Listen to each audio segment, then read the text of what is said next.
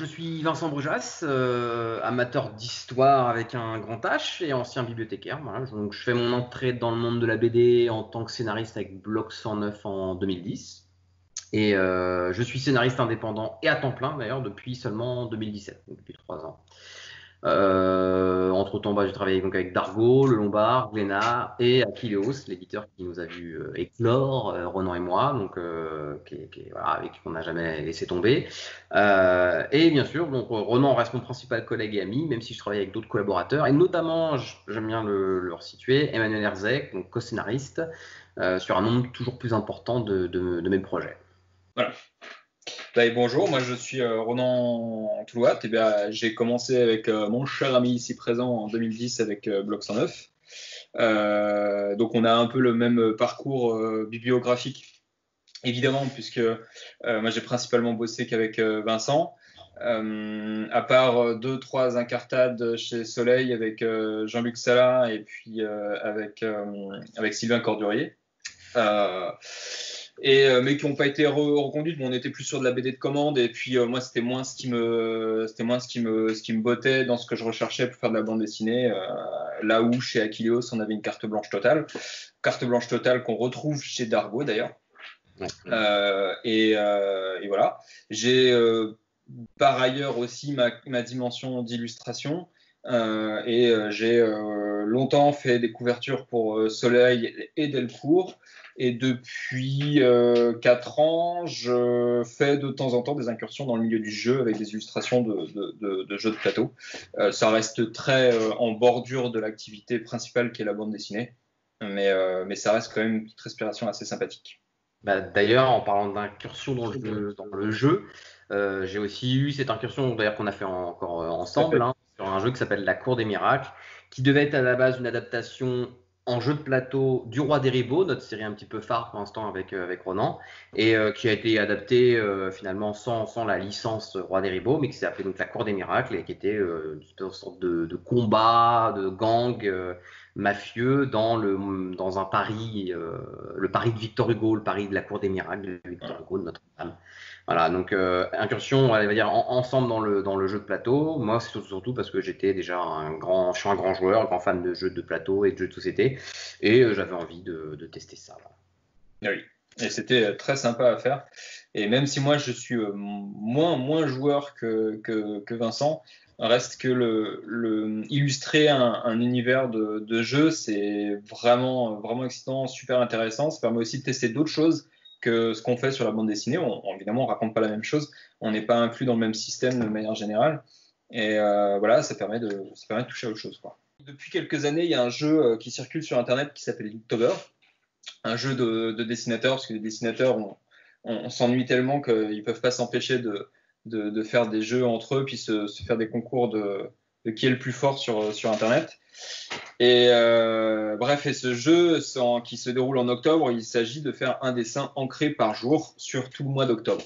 En fait, à la base, ça a été lancé par un Américain qui voulait inciter des collègues à lui, dessinateurs, qui avaient du mal à se mettre à dessiner, et du coup à se challenger et à évoluer et à s'améliorer.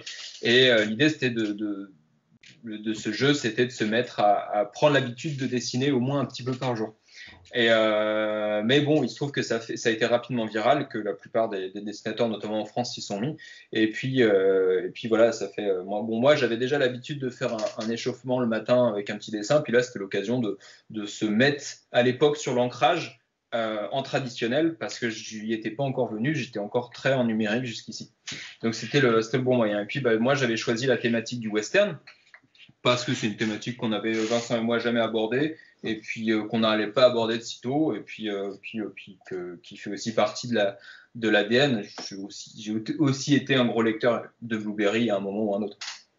Et voilà, les westerns de manière générale, c'est vrai que ça fait partie quand même de la culture populaire. Et donc j'ai fait ces 30 dessins, et puis je me suis dit à la fin, ça serait dommage de ne pas les utiliser, de les laisser pourrir dans un carton. Donc j'ai eu ce projet d'en faire un livre d'abord d'illustration, et puis le temps passant, j'ai commencé à me dire que ce serait bien d'en faire un petit peu plus. Et quand donc je savais que je voulais en faire un crowdfunding parce que c'était quelque chose que je voulais tester, mais quand est venu le moment de travailler sur le projet en lui-même, de le structurer, je me suis rendu compte assez vite que faire juste un livre d'illustration sans rien d'autre, ça allait être un peu léger. Et puis là, je me suis dit que pourquoi pas de continuer avec Vincent sur quelque chose qu'on n'avait jamais fait, sur une petite incartade totalement, là pour le coup, carte blanche, où on était les seuls maîtres à bord. Et j'ai donc demandé à Vincent si ça lui plaisait de faire à la base 2 histoires d'une vingtaine de pages chacun dans une thématique western et d'accompagner aussi toutes mes illustrations avec un texte. Et puis le crowdfunding lancé, qui a plutôt bien marché, nous a permis de rajouter une 3e histoire. Et de faire un bel album de 160 pages. Et puis en parlant un petit peu, en mixant un petit peu les différentes idées qu'on avait, Vincent a eu l'idée de ce trio atypique de personnages, surtout le juge, qui est un personnage qui est très très peu traité en western. Et on s'est dit que là, on avait un petit truc, quoi. En regardant Django, en fait, Django Unchained, j'avais eu l'idée, parce qu'il justement, il parle du ignorant, et je m'ai dit, tiens, ça peut être un personnage intéressant à traiter. Parce qu'en effet, tu disais qu'on n'allait pas sitôt aller sur le western chez un éditeur traditionnel, parce qu'en effet, c'est quand même une thématique qui est très bouchée aujourd'hui. Il y a énormément de sorties sur cette thématique-là, il y a énormément de choses. Et donc, il fallait quelque chose pour se démarquer. Il fallait quelque chose pour se démarquer. Et puis moi, j'avais un gros problème avec le western, c'est que j'arrive pas à prendre ce genre au sérieux. C'est-à-dire que c'est un genre qui est tellement déjà caricatural au début, caricatural même dans sa manière d'être naturelle, que j'ai beaucoup de mal à pas le prendre sous couvert de l'humour ou de la parodie. La plupart des projets western que j'ai fait, d'ailleurs avec d'autres dessinateurs, toujours je les soit sous le côté fantastique, soit le côté et faire de l'humour, c'est pas notre truc, c'est pas notre ADN de base en fait avec Ronan. C'est pas que ce soit au niveau des cinq, soit au niveau des récits, c'est pas quelque chose qui est naturel chez nous. Donc c'était l'occasion justement avec ce crowdfunding de pouvoir passer à quelque chose de se dire bon, on va tester quelque chose de nouveau et surtout sur lequel les gens ne nous attendent pas. Oui. Et donc, et là, la thématique du juge, moi, j'ai repris cette idée-là. Ça se prêtait bien en plus aux petites histoires courtes, telles qu'on avait envie de le faire, tel que le projet devait prendre forme. Donc, j'ai dit, ok, on y est parti, quoi. Et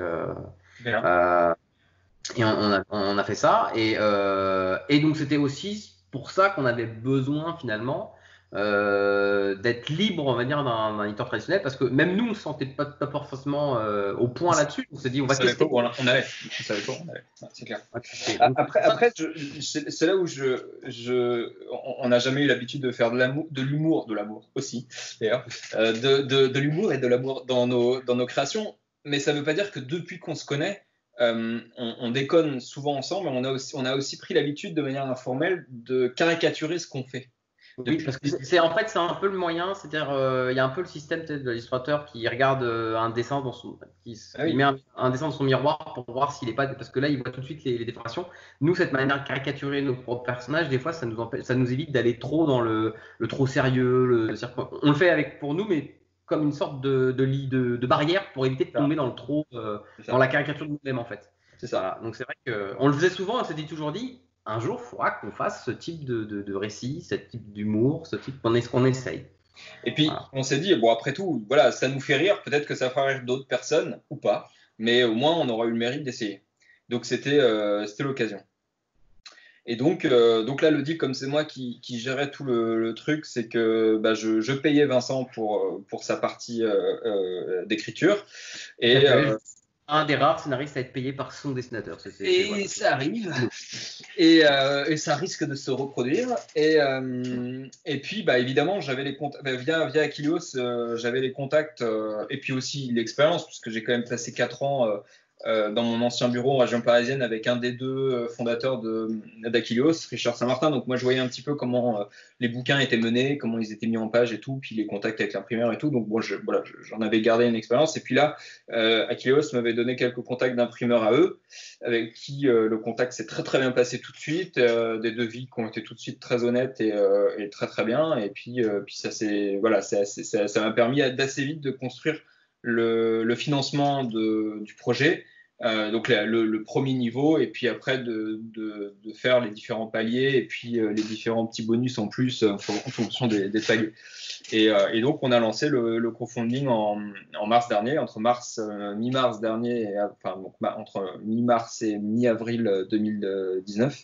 Et ça s'est plutôt bien passé, puisqu'on a remporté 17 000 €, ce qui nous a permis de faire 3 histoires, de faire imprimer le bouquin, l'envoyer et tout, de payer Vincent évidemment, et d'en faire imprimer 800. Donc on avait en tout 300 contributeurs, hein, et du coup avoir 500 bouquins en plus après à vendre, et puis sur les salons qui nous permet aussi d'intégrer quelque chose auquel on tient beaucoup, c'est d'intégrer les libraires aussi dans dans ce système. Voilà, c'est-à-dire d'en proposer aux libraires aussi. C'est pas parce qu'on fait ça de notre côté que le libraire n'est pas prenant. D'ailleurs, tu avais dans les paliers, tu avais créé un truc palier spécial libraire qui pouvait en prendre 10, qui pouvait les financer. Donc, c'était aussi une façon de les intégrer. C'est-à-dire que l'idée, c'est pas de passer outre les librairies qui nous ont toujours soutenus et parce qu'on est là encore aujourd'hui, mais plutôt de passer outre l'éditeur pour le coup. Mais là, c'était plus par une choix de tonalité pour avoir une tonalité libre. Mais le libraire c'était d'intégrer. Et d'ailleurs, si on refait ce genre d'aventure, l'idée c'est d'aller encore plus loin avec les libraires. Des libraires qui ont vraiment joué le jeu, beaucoup de libraires qu'on connaît depuis très longtemps, depuis 10 ans en fait, depuis qu'on fait de la BD, qui ont été les premiers à être présents sur le pont, et même ceux qui avaient raté le crowdfunding ont été, moi dès que j'ai reçu les bouquins, ils ont tout de suite été au taquet pour m'en commander quelques-uns. Donc voilà, moi je me fais pas trop de soucis. Bon, voilà, là il se trouve qu'aujourd'hui il y a eu un stop, mais on va en parler après. Ouais, tout à fait. Il y a eu un stop dans la possibilité justement d'écouler le stock, mais voilà, là ça va commencer à reprendre doucement, et je sais que les libraires vont continuer à jouer le jeu.